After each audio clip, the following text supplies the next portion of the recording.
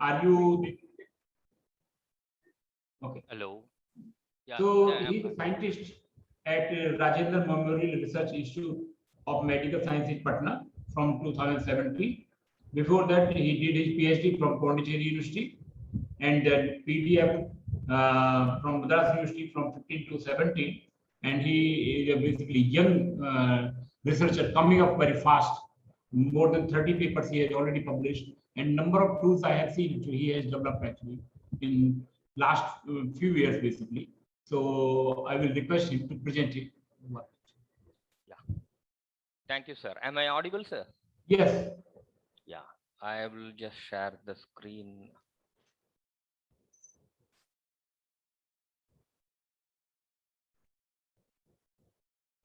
I think there's some issue on. Go to the share and then. Yeah. I'm just trying it. There are more windows open. Okay. Yeah. Is it visible, sir? Yes. Yeah. So, good morning to one and all present here, and I really thank Professor Raghava for giving the opportunity to present my work in this seminar. So basically, I'll be focusing here about some of the machine learning tools which I have developed, and especially for protein prediction and peptide prediction, and also the databases which we have developed after I joined RMR IMS. So the overview of my talk will be like since the organizing committee asked me to explain all the tools, so I am giving just the overview on then what's new in my tool, or what features was they added compared to the other existing tools. So I'll be basically focusing on the epitope and peptide prediction tools, 3 tools, and subcellular localization prediction tools, 2 tools, and the protein allergen prediction tool, and 2 databases of Lesion DB and Trippin DB. And if time permits, that I may, out of my experience, I would say what are the do's and don'ts in machine learning. My talk will be mostly focusing on that, how to develop a machine learning and what factors affects the machine learning tools. So it might be more interesting towards the people who are interested in developing the tools.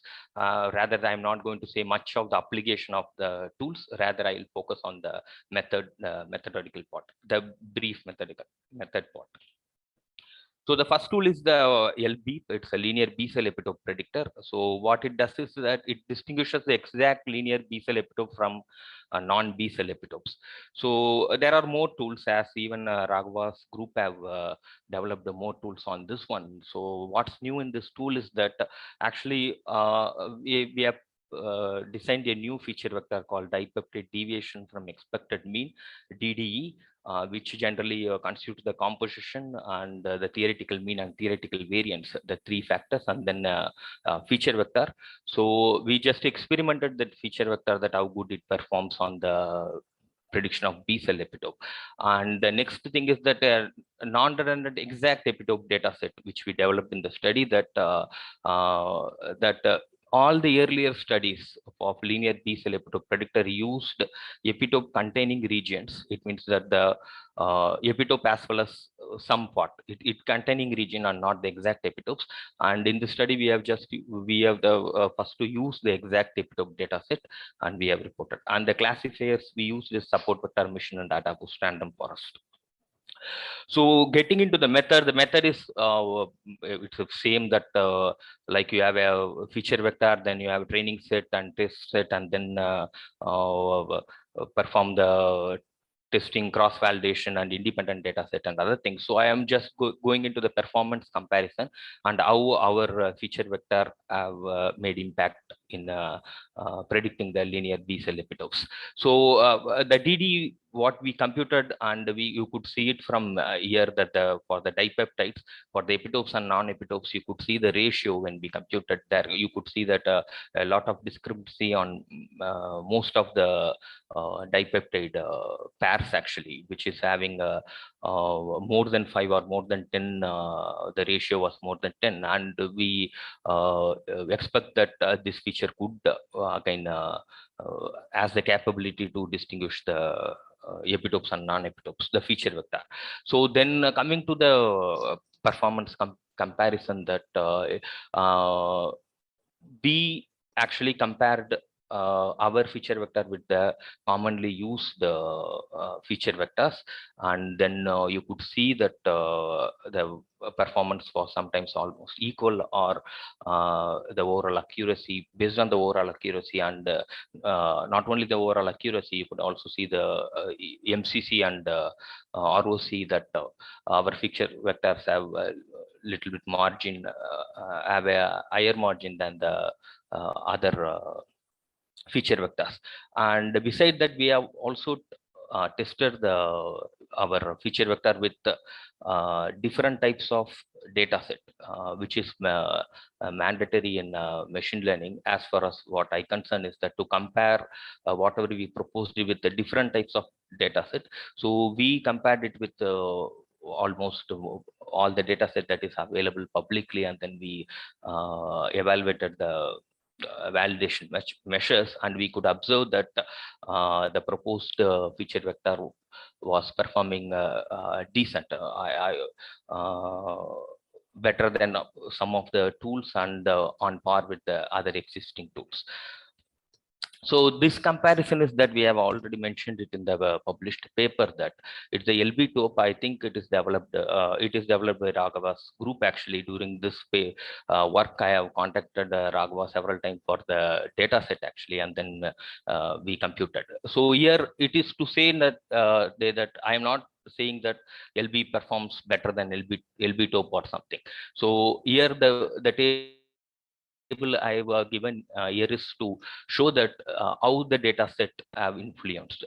See, we use the exact epitope data set, whereas all the previous tool are using epitope containing regions. And you could see that when an independent data set is being given, I have compared here LBTOP because that was recent during that time when this was published. LBTOP was the recent one.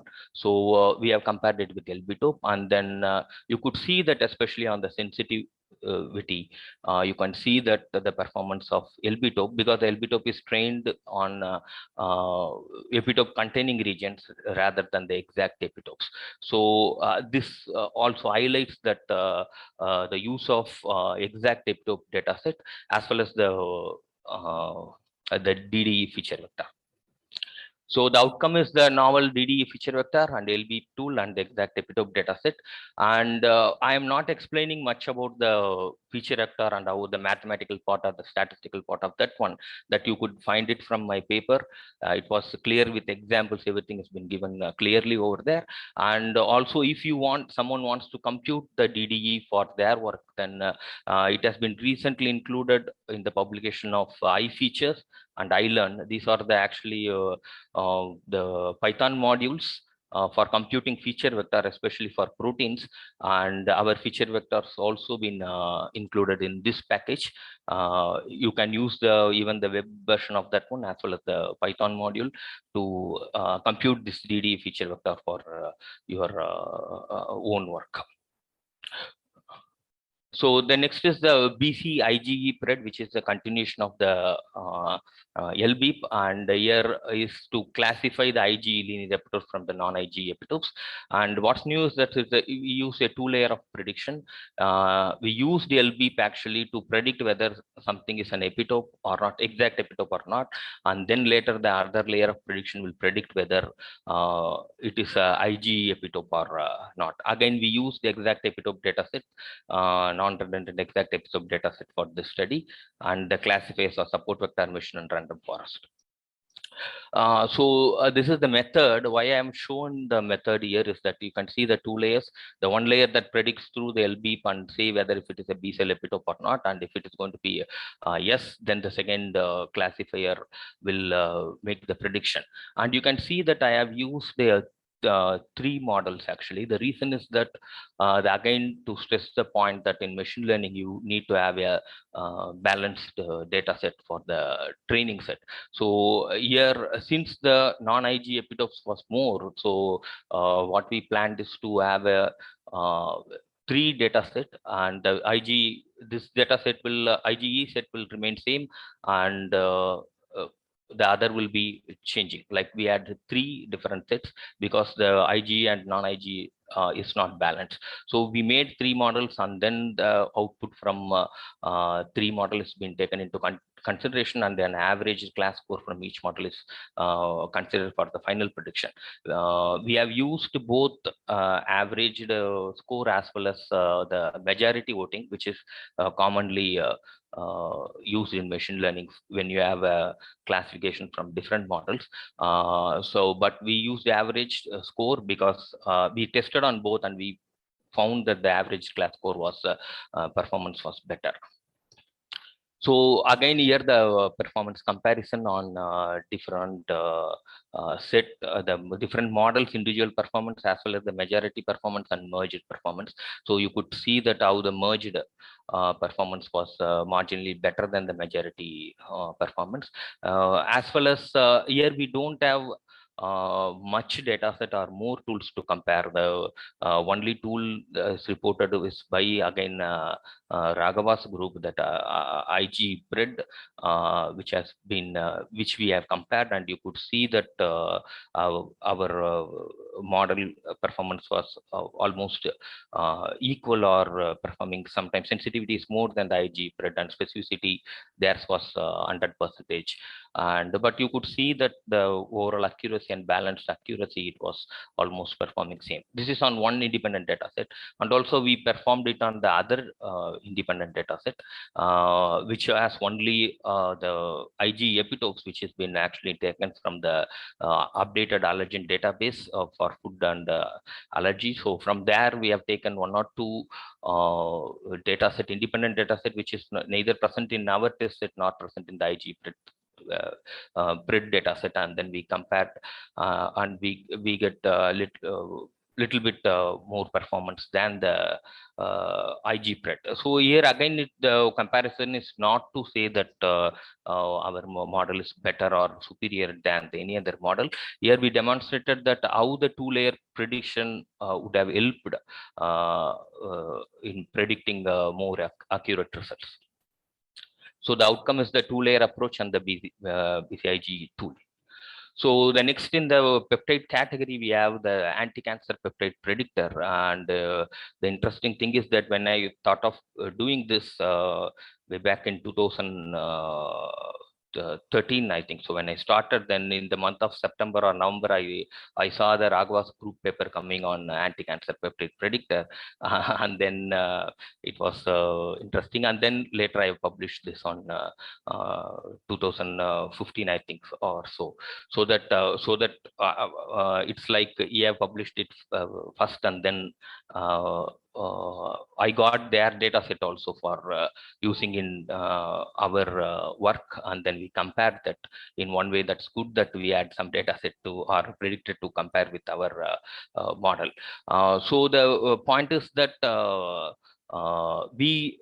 what's new in this, that we used actually based on the literature. Actually, we found that the presence of apoptotic motif or domain in the anti-cancer peptides. So we utilized that information also for the prediction, and for the feature vector, we used the protein relatedness measure, which is reported by Carr et al.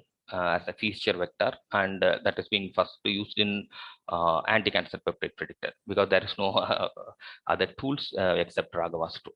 So the classifier used the support vector machine and adaptive boosting.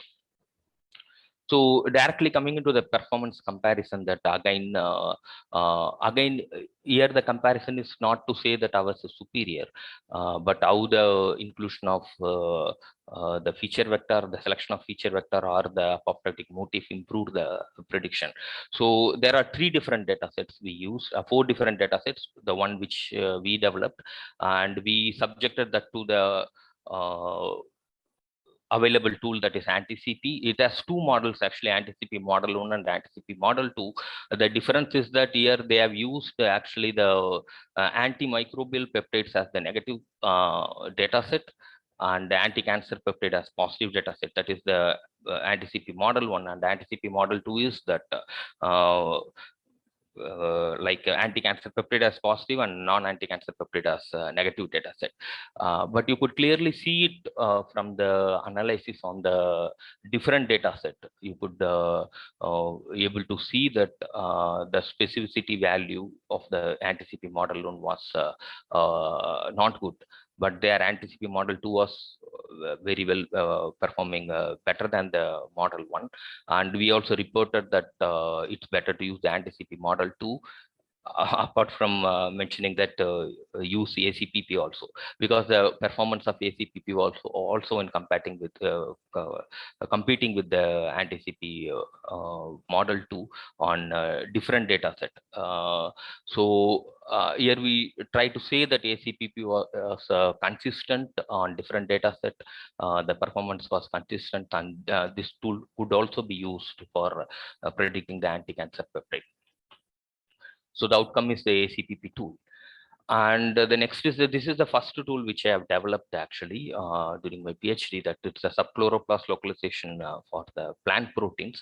So it categorizes chloroplast proteins to subchloroplast localization. So the new thing is that it's the use of hybrid features. First time we used the hybrid features in classifying subchloroplast localization. And the second part is more important, that the novel data set construction is which is error free.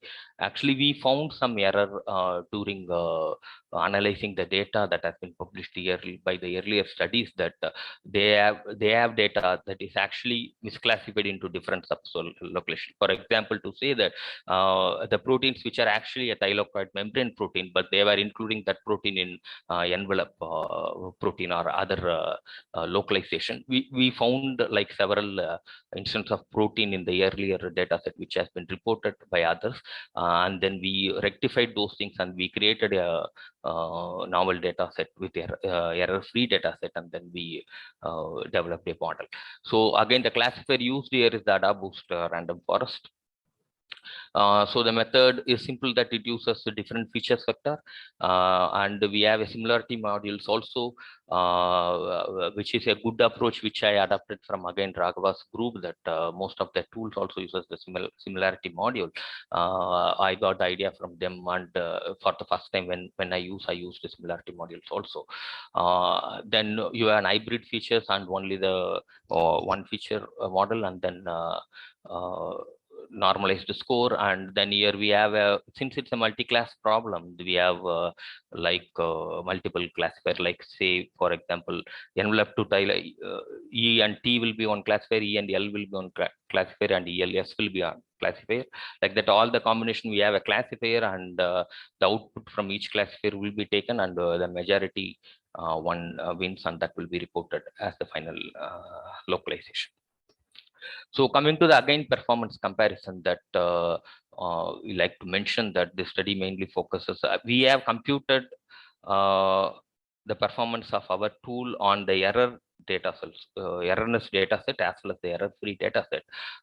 Since most of the tools are not available to like as a command line or a web server, it became difficult to test any independent data set onto the tools, especially for subchloroplast localization prediction.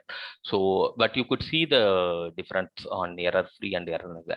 We computed the errorness data set because just to compare it with the other study, but our main aspect is to say that the use of error-free data set, and because that plays a key role in prediction as well as generalizing the model.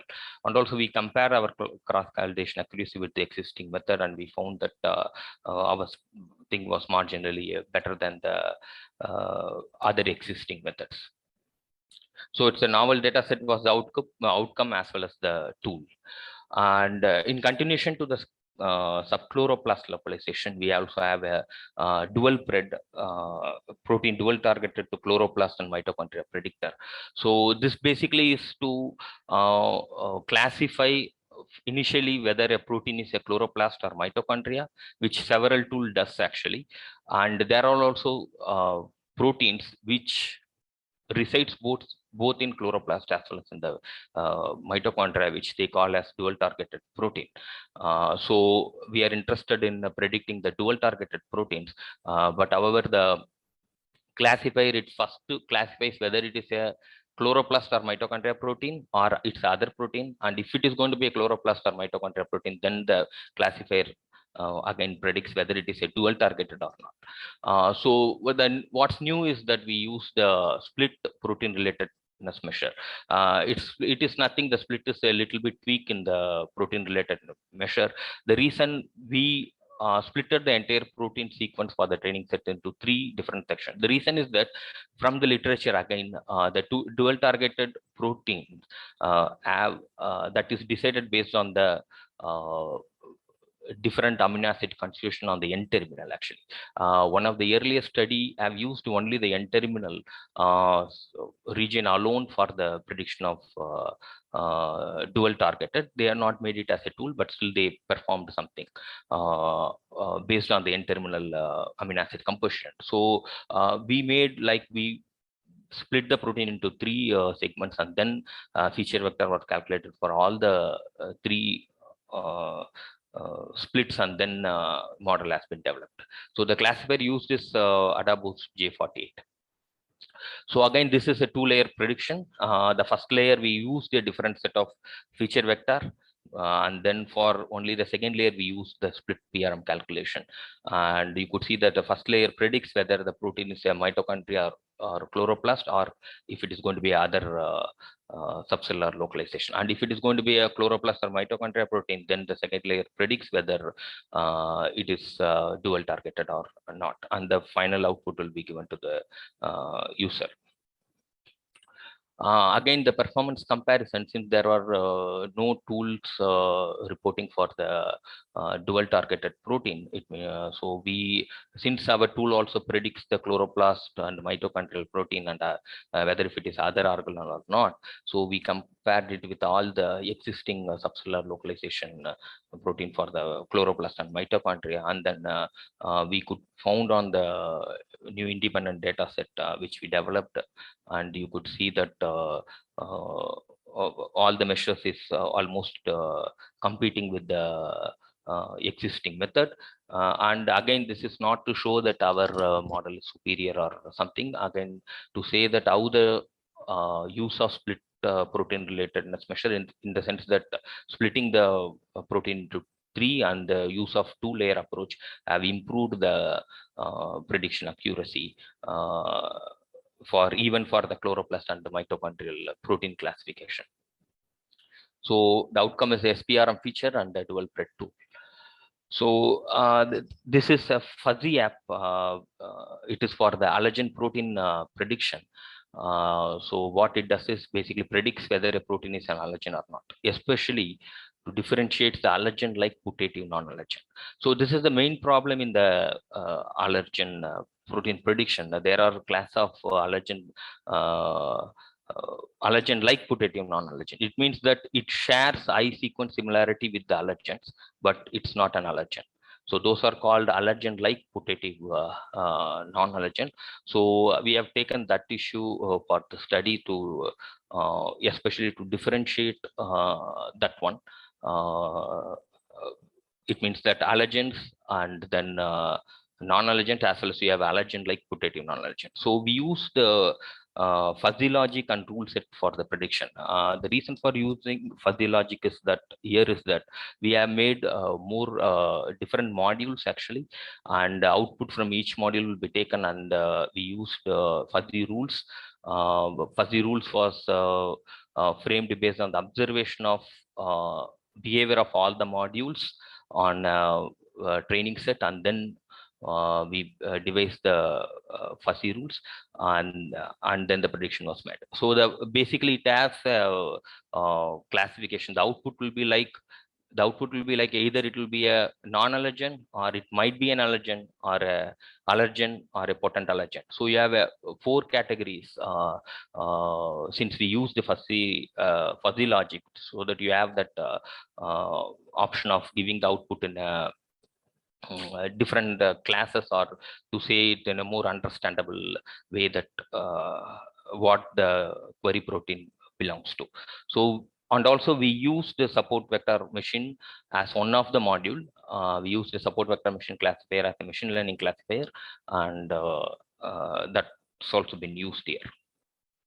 So this is the basic thing that we have 5 modules. One is allergen similarity module, then allergen like putative non-allergen similarity module, and SVM based machine learning classifier, and the motif based module, and CFS is the classic FAO or WHO module, where they have a set of rules to say that on a 80 window scale or scale that whether something could be an allergen or not. So we used all the available information, and then the output will be from each module, and that will be falsified, and it will be given into the fuzzy logic predictor, and then defalsify, apply the 108 fuzzy rules, and see that what category the given input will be, and a crisp output will be given.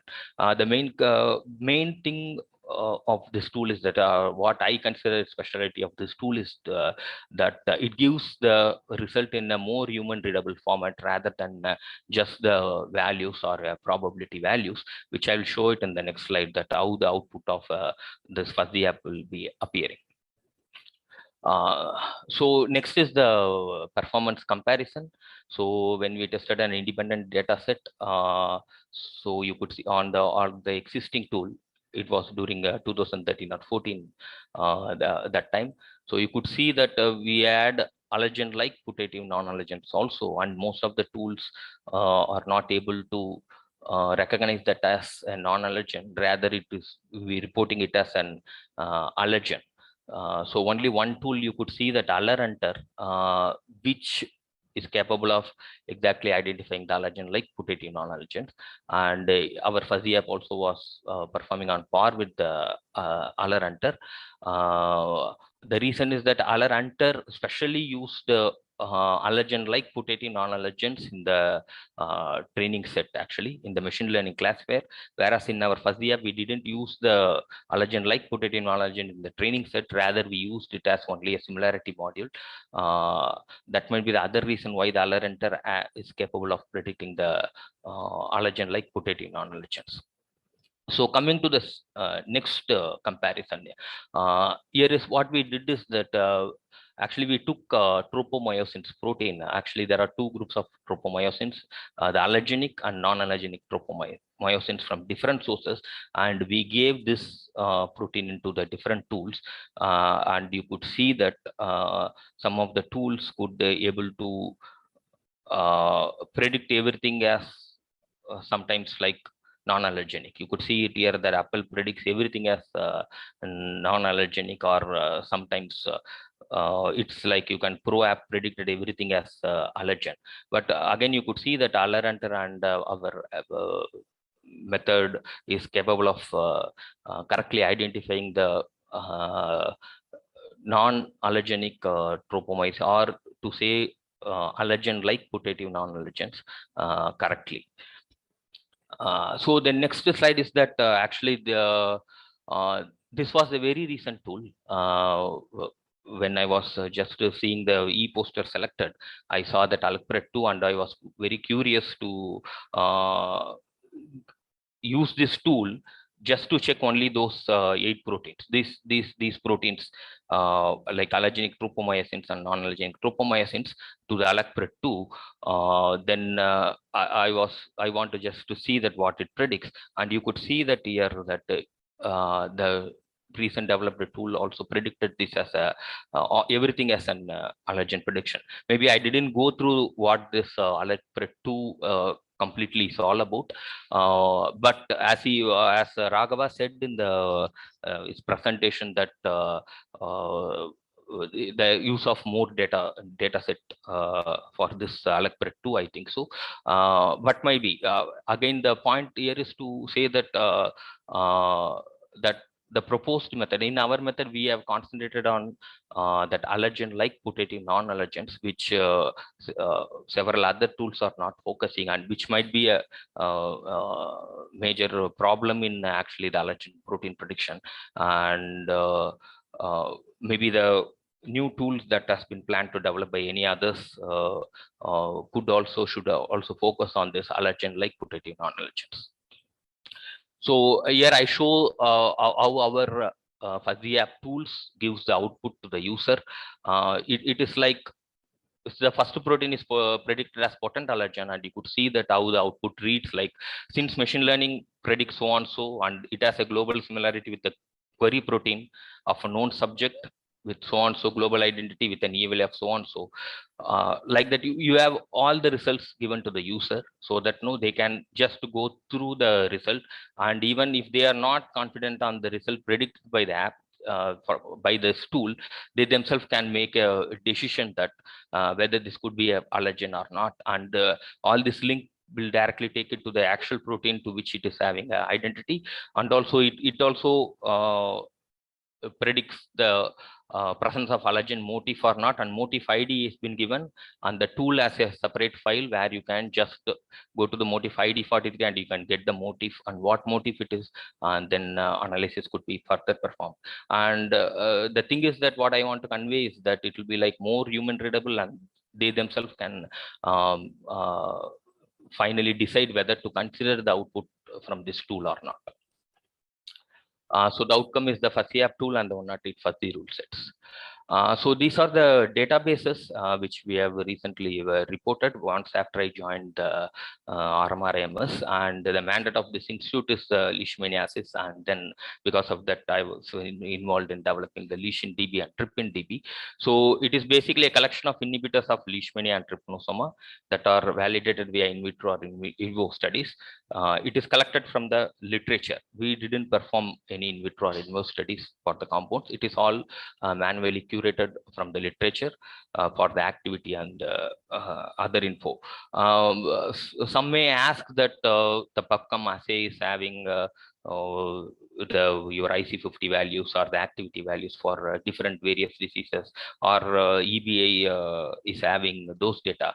And I like to inform that most of these assay databases, they focus only the larger studies like funded by NIH or GlaxoSmithKline or any pharma company. They did a very huge screening, but it lacks information about the small group research outputs.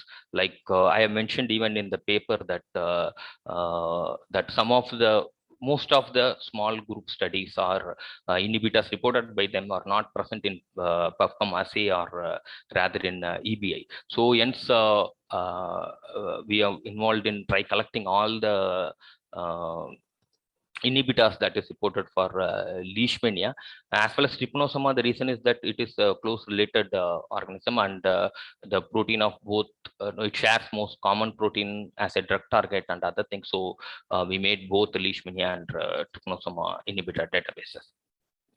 So this is how we collected from the literature, and the TripInDB has from 775 articles, and from here it is around 611 articles.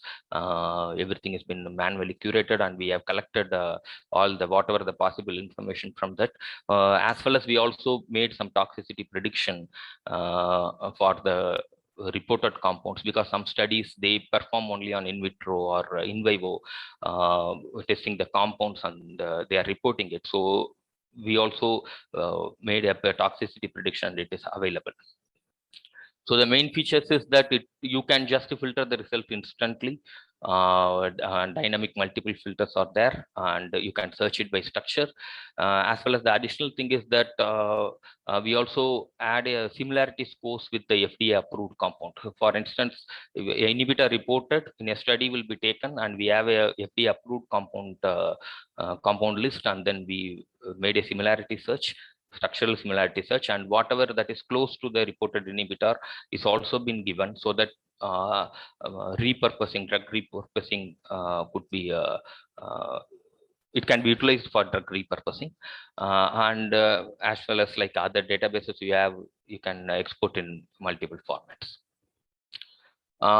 So basically, from my experience as well as from some good reads, these are the points I need to mention especially for the students, that what should be done in machine learning and what don't. There might be more points, just I want to focus on some of the few points. Do discuss with domain experts and survey literature. Definitely that will be helping you a lot.